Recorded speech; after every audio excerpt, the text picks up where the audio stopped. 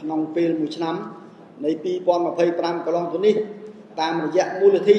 ដែលទទួលបានពីសប្បុរសជនគ្រប់មជ្ឈដ្ឋានសាខាបានប្រើប្រាស់ដោយដំណាភាព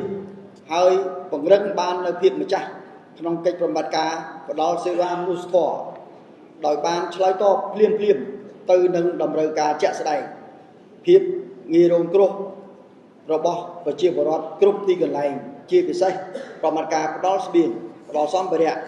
ជូនជនពិសេសតាមរយៈមណ្ឌលសុវត្ថិភាពក៏ដូចជាគ្រួសារវរៈកងទ័ពជួរមុខនៅតាមសហគមន៍ក្នុងខេត្តរួមចំណែកធ្វើឲ្យវិស័យអត្ថិភាពទាំង4របស់កាកបាទក្រហមកម្ពុជាសម្រេចបានលទ្ធផលល្អប្រសើរ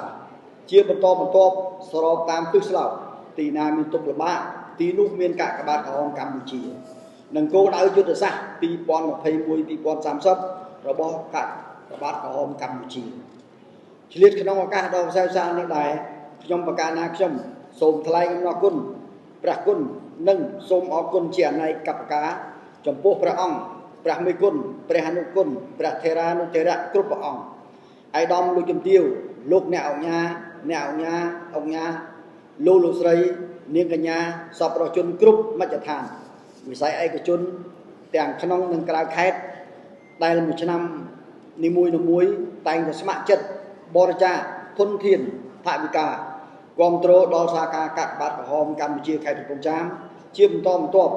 ដែលនេះគឺជាការបន្តនៅគេមរតកប្រពៃណីសប្បុរសធម៌យ៉ាងថ្លៃថ្លាតាំងពីចំនួនរបស់សម្ដេចឧត្តមទេពញាណហ៊ុនម៉ាណែតដែលជាគំរូដល់ថ្នាក់ដឹកនាំនៃសាខាកាកបាទក្រហមកម្ពុជាខេត្តកំពង់ចាមដែលបានបន្សល់ទុកនៅស្នាដៃកេរដំណែលនិងវប្បធម៌ចែករំលែកដ៏ល្អផូរផង់នេះ